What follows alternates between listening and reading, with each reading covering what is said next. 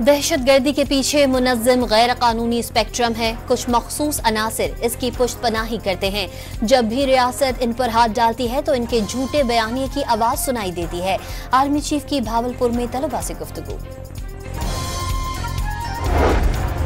खुजदार में मुसल्लह अफराद की गाड़ी पर फायरिंग। JUI बलोचिस्तान के रहनुमा गुलाम सरवर और मौलवी अमानुल्लाह जाँ बहक और 2 अफराद जख्मी हुए।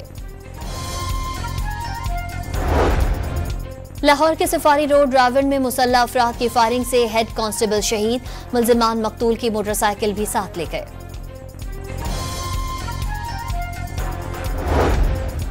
कराची के इलाके लियाकताबाद में गुजरनाले के करीब डंपर की टक्कर से मजीद 1 मोटरसाइकिल सवार जाँ बहक। ट्रक ड्राइवर मौके से फरार हो गया। कोयटा के इलाके पश्तूनाबाद में घर में गैस लीकेज धमाका। खातून समेत 2 अफराद जाँ बहक, 5 जख्मी हो गए।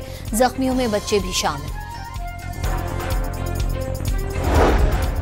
शिकारपुर के कच्चे में पुलिस और रेंजर्स का टारगेटेड ऑपरेशन। 11 मुग़वियों को बाजियाब करा लिया।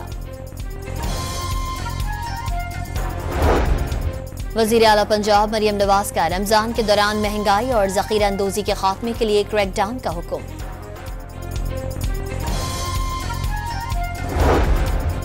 गवर्नर हाउस कराची में रमजान ट्रांसमिशन का ऐलान।